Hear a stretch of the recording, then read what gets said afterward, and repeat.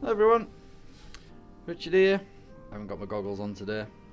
We'll have shortly though because I'm going to be engraving. So got some engraving to do and I've got some servicing to do on these machines. So I've got these two machines that have just come in there in for servicing. They've got some interesting problems going on with them, and then I'm engraving so this is the top side of the motor body on the Killer B. Type F goes together like that, and then this is the grip.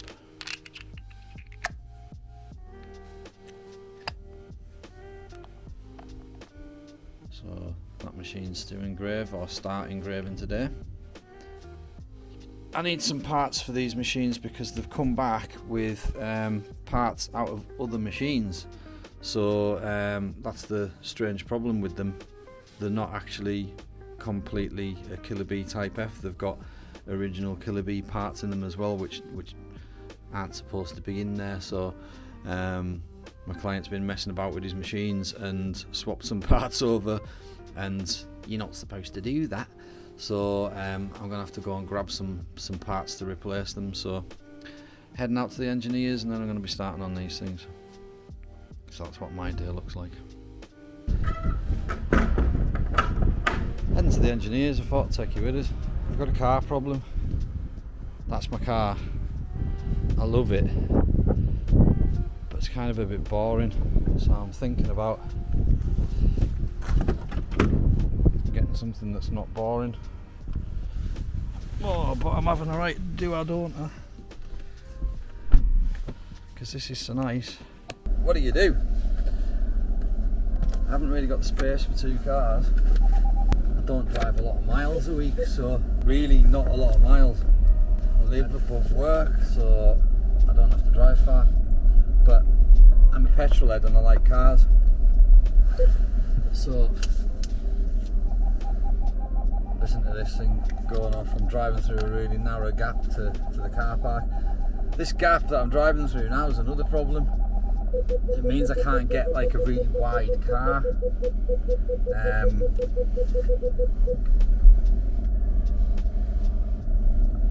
Because it won't fit through the gap. So yeah, can't get a wide car. What is it with pedestrians now? Like all this new flipping rule that they can jump out in front of you and flipping it's your fault. Who came up with that? They're bad enough, but pedestrians, flipping heck. Well, so yeah, cyclists should pay road tax because like they cause problems, they cause accidents, but there's no way of like punishment for them being stupid. And as for pedestrians stepping out, there's just going to be a load of like insurance claims. We're going to need to have like car cams in an attempt to prove that it wasn't our fault. So yeah, cyclists are a pain in the arse, and the government should either make more flipping cycle paths and the cyclists should ride on them, because half the time they don't. But I do think they should pay some sort of insurance at least, and you know they should pay a tax. They should pay a cycle path tax so that the cycle paths can afford to be made. It's not going to be a lot of money, and they should have to do a test. Look at why is it the cyclists can go through red lights?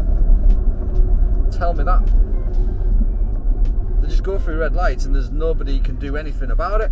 But pedestrians being allowed to just jump on your bonnet and claim on your insurance, that's an absolute piss take. I'm not saying that pedestrians should have licenses, mind you. We won't go there, will we? But it's crazy. It's crazy. So anyway, I'm on my way to the engineers to pick up some Killer B parts. It's out of town, so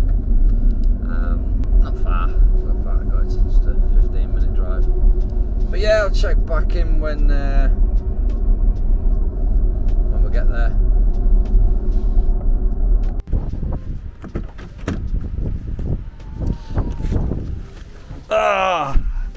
That's me out of the engineers. I went to record stuff in the engineers. Didn't realise this thing was set to take pictures rather than photographs rather than video, so that didn't work. So you don't get to see what's in the engineers, which is maybe a good thing because there's secret stuff in there. My car dilemma's been added to because I've drove out here and it's lovely roads, and this car drives beautifully on bendy roads. Yeah, it's a flying machine. It's just enjoyable to drive, and you're thinking, but this other thing will be enjoyable to drive, because here's my dilemma. I've only really got space for one car plus staff. Oh, it's telling us to put my seatbelt on. See, these cars, they tell you to put your seatbelt on, and they tell you if you're going forwards and they tell you if you're going backwards. They open the door for you and they start their own engine and all that sort of shit, and press buttons, you don't need a key and all that. I'm thinking about buying an old pickup truck. I wanted something old and characterful, so I started looking at cars the year that I was born, and found this old pickup truck. I really want it. It's cool as. Never even seen one before until I seen this, the pictures of it. So yeah, that's kind of my dilemma, because it won't have like power steering, it won't have like central locking or electric windows or anything like that. It's just going to be back to the old school, but I think I'm going to enjoy that. Do you keep two cars? I only drive 10-15 mile a week. Do I need two cars to do that? Just talking to the engineers, and they were saying put one of them in storage. Kind of makes sense. So yeah, anyway, I'm going back, bendy roads, so I'll see you shortly. Don't want to speak too soon, but I think this is my lucky day. So the camera issue, I had the it's a little like DJI pocket cam that I'm using, so it's got like a gimbal on it and stuff, and it's like a little stick with a tiny camera on the top. So I had it in the centre console, and it was like falling about all over the place, and of course the gimbal's trying to follow us or whatever it does, so it's moving about. It wasn't working. So this isn't ideal, but it kind of works. The little tripod that it's set on has got 3 legs that you can move, so to like make the tri bit. So it doesn't work for braking, but I've rammed it in the air vent. This is quite a good setup. This works quite well. I maybe don't need to put the car cam in, but then I do need to put the car cam in because pedestrians are crazy, especially women with prams that stand on junctions and they stand at the curb, but they've got the pram on the road. Why do people do that? Like, it's the maddest thing ever. Well, there's probably madder things, but that's pretty mad to do with your baby. For you to stand at the side of the road and then have the pram on the road and like waiting to cross the road, I think it's absolutely bizarre. But anyway, yeah, I'm going to put the car cam in because of pedestrians getting insurance claims. There's going to be people going out, do you fancy going out and jumping on the bonnet? Because we could do with a holiday.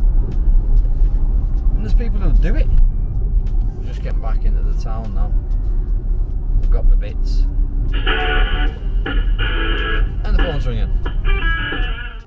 Right, let's see if my luck continues.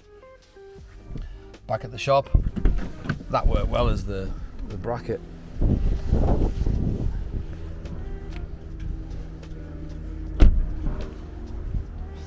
Still can't work. Right, let's go in and sea cubes.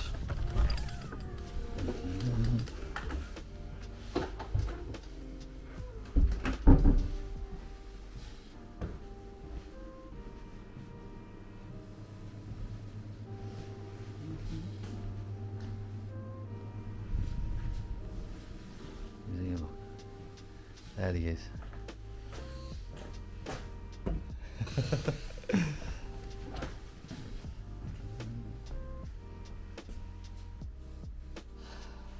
Oh, so Cubes there is the man who makes, or rather edits the videos. Check that out for a cool table. It's made out of 2 Honda exhaust manifolds, and this one's made out of an Ultima GTR wheel and a Ford gearbox. So yeah, you can create shit with anything. Anyway, Cubes, I've been there. I've been like kind of vlogging my journey out to the engineers. So this is what, well, he edits the videos and he prints stuff. He's exempt from your bullshit. And I'm supposed to be recording my engraving, but then I needed to go and get parts, so I took the camera with us. May as well take you a little tour. That's my mobility scooter. I've got a mobility scooter because I've just had, well, I'm just kind of in recovery from a couple of operations. Now then, in here is a bit of a mess. I've got boxes of shit lying about, but yeah, this is the room that I do the podcasting. So that's the podcasting do for there. We also make music in here. There's a server there, and then we've got 1, 2, 3, 4, 5, 6, 7 not plugged in. There's 6 screens in here, Cubes. It's like fucking mission control. Like, I've never actually counted them. Another BMX. So yeah, this is where we record the podcast.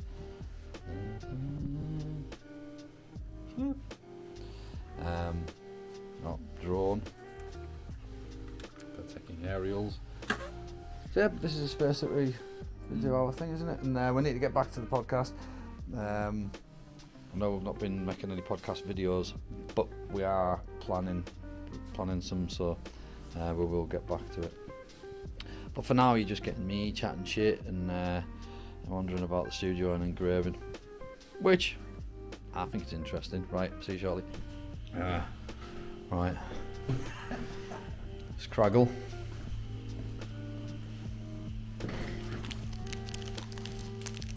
What? My camera for vlogging. Been getting laser. Yeah, just So has Megan been doing the laser? yeah. How are you finding it? It's been a while since I've been in to get it. It's probably over a year with COVID and stuff, but yeah, it was good. It's moved good, doesn't it? Mm-hmm. See, this is what we're talking about this morning. Like, we don't really have rubbers. You know about the laser. It's a fucking, you know, it's a long journey with the laser. Let's see them moves, Craig. Oh, you mean with the machine? Darling, I'll go and get my best disco shoes on now.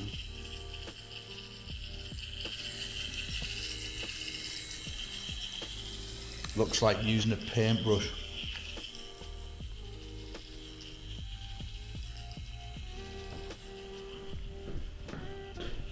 Killer Witout machine. Best in the world. Immortal. Craig's belly. I want one of them with the gorilla on, you know, where you can make it puffy. Do what? Can you do me a t-shirt with a gorilla's face on? So that when I go... Oh, so it does like... cheeks puff out, yeah. don't know. Laura. It's gonna go pee.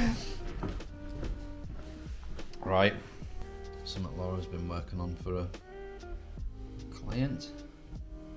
So Laura is an apprentice. Got a design and some bee stuff as well.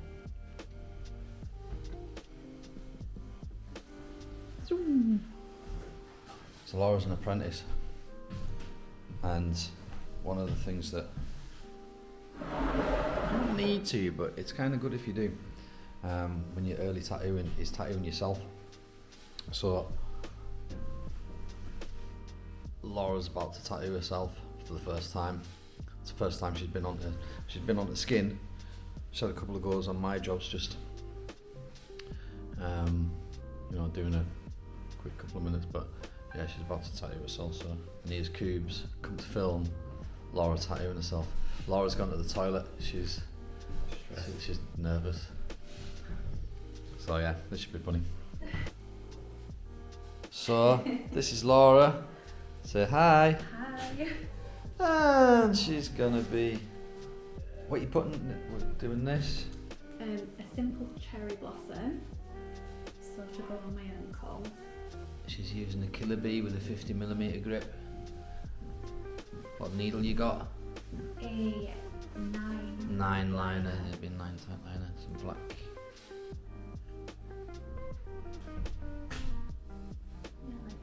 Stencil stuff.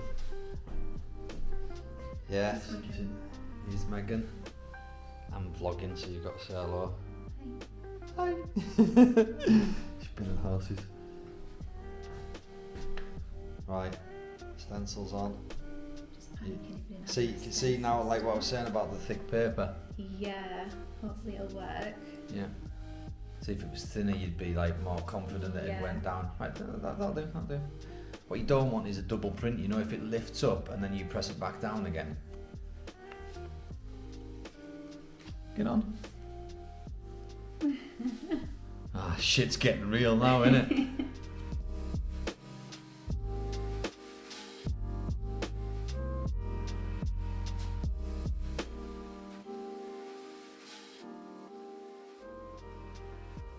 Yeah, good.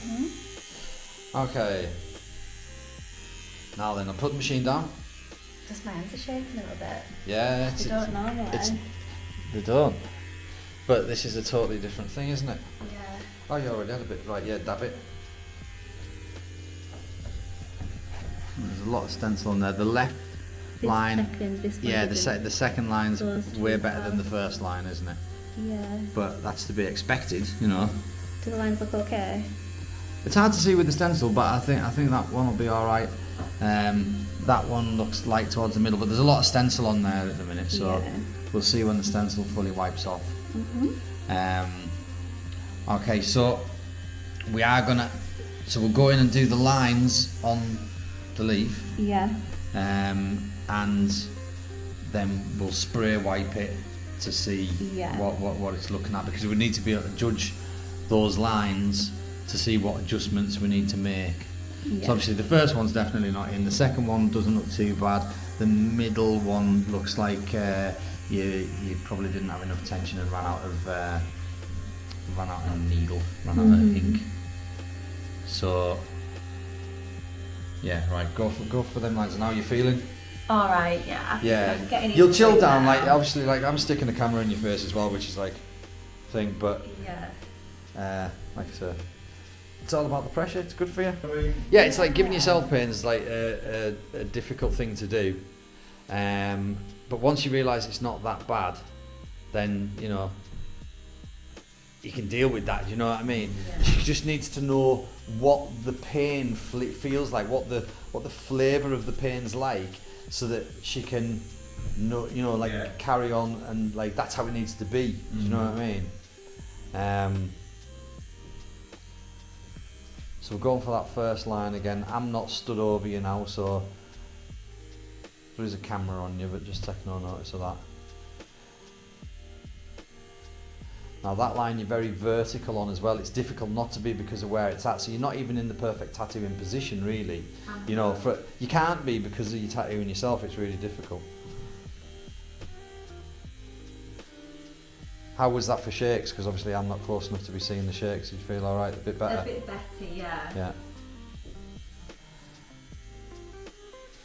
So obviously you're going to re-hit them lines. Oh, we haven't had, hang on a minute, we haven't had a look to see how to show these. Like.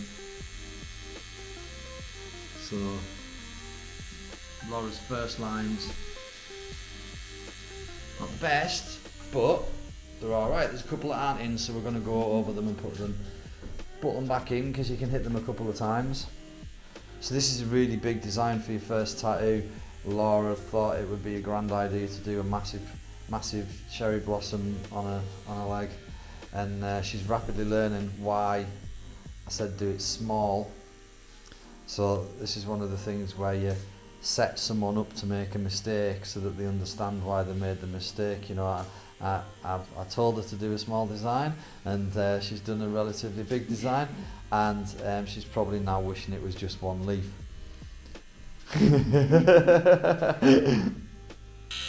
these are looking a lot more solid. So you'll still need to spray wipe it, and I would spray wipe it. It's always important to check what you've done, you know, as soon as you've done it at this stage. And especially when you start a tattoo as well, you're always checking to see if you've got the machine set up right for the skin.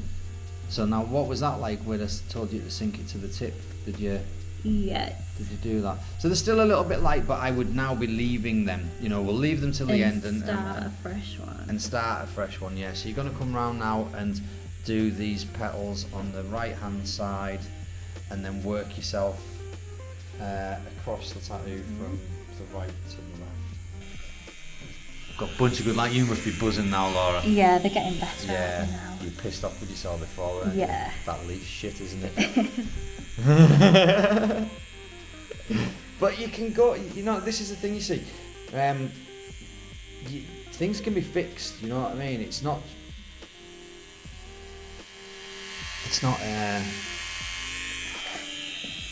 you know, even if you make a big old mistake, you can still fix it. We can cover it over, we can laser it, but, like, you know, fixing it comes first, you know what I mean? Before you're like, oh shit, we've got to laser it. Like, the angle's a little bit, it's hard when you're tattooing yourself, so I'm not going to pull you on the angle, you know. I think you're doing quite well. It's hard to get behind the needle when you can't, like, really move around it. That's what I'm kind of saying there, but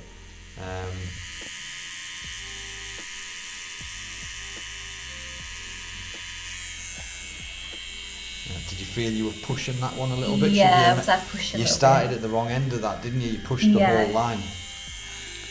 So just try and pull it. So yeah, so you're going to come start over here. Yeah, so you're going to come down. Yeah, that's it. Yeah. Have you dipped? It's a big line. You'll need to dip for that. First track on. It's clever when it first tracks.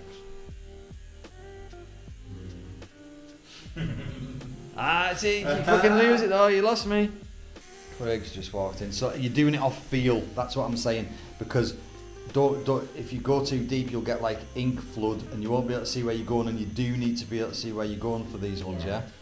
So try and go off the feel, what you've just got used to from around doing the leaves, the petals. That said, you are still going in, do you know what I mean? Yeah, beautiful. So you're just off the tip touching the skin. Yeah? Pick it up, man. Wait until like you see these lines. I can see them, mate. Like it's just, you know, when you look at it and you think, my lines definitely weren't that good. My first lines weren't that good, you know. They are good, like, doing really alright. I mean, my filming's terrible though, like Oh, we'll go next week. off the tip a little bit more. Yeah, I mean that's kind of where you need to be. You will see they are slightly thinner. Mhm. And once you wash it, it's all better. Isn't it?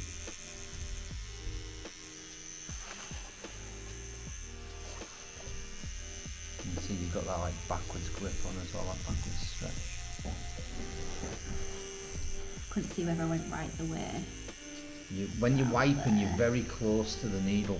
Like you're not pulling the machine far enough away. What, so like I'm going to jam myself? Yeah, you will because I've done that when I've been practicing. I kind of do normally get my finger a little bit. Yeah.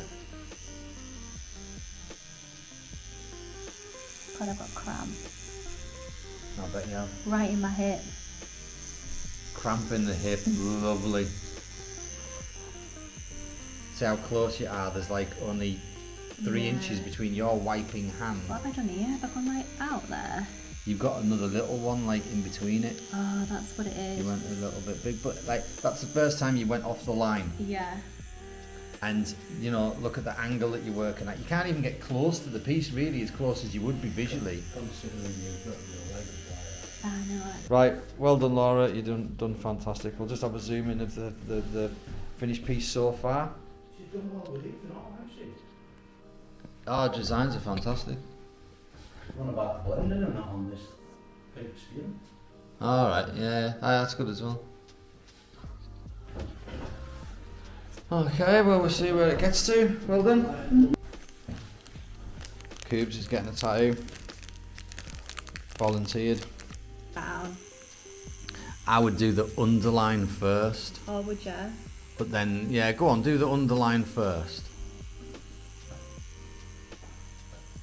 Maybe reduce the length a touch. Don't totally sink that, just No. go off feel at first. And then just go a little bit beyond feel. Now hear that noise. Feel that vibration. Yeah. There you go. You were a bit slow at the end of the line. See how it's thicker? Yeah. That's because you were So should I speed it up a little bit? yeah, but just be consistent with your speed. Yeah. Always move at the same speed and don't stop anywhere in the skin. That was a nice line. Put a bit of a twist in. That's too low for you, you're having to get underneath it. So you need to do them there and come round this way. Yes, it's all about. It's all about getting that right attack angle on the line. And it's not just you that has to move, your client has to move as well. So you know you've got to get the hang of moving them into the best position so that then you can move into your position so that then you can do the line. Yeah. When I stretch this out, Mm-hmm. it's going thicker there. Is that just where it's Yeah, bled but it's out? because you not yeah it will do, but you need to stretch it from there as well. So you need to get your stretch further round really, because you want to stretch. I would stretch that way. So how do you do that from your side? Come around. There. Yeah. Yeah. Does that work? Yeah. Should I follow that line even though it goes out slightly? Go where you always follow your stencil. Yeah. See, you've pulled the stencil out of shape. Mhm. Even though it's out of shape, when you let go again, it's going to go back to its shape, innit? Right. So don't like just try and make it up just because it doesn't look straight anymore. Don't try and straighten out the stencil. Always follow the edge of the stencil because you'll twist it into all sorts of shapes. And like showing a slightly different technique, I've adjusted the machine slightly. But do you know what else I've done? I've upped the voltage from 11 volts to what, 12? 12.7. 12.7, we're nearly at 13 volts.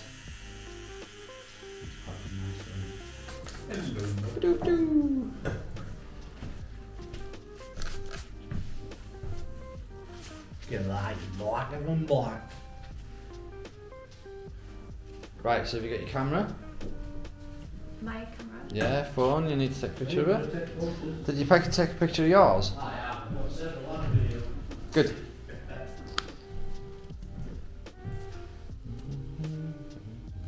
I didn't know whether I should have gone over that line. Oh no, you maybe should have, because you were doing a little bit of, so you might want to adjust that to just make it a little bit more of a spike, I think. Oh, what am I doing?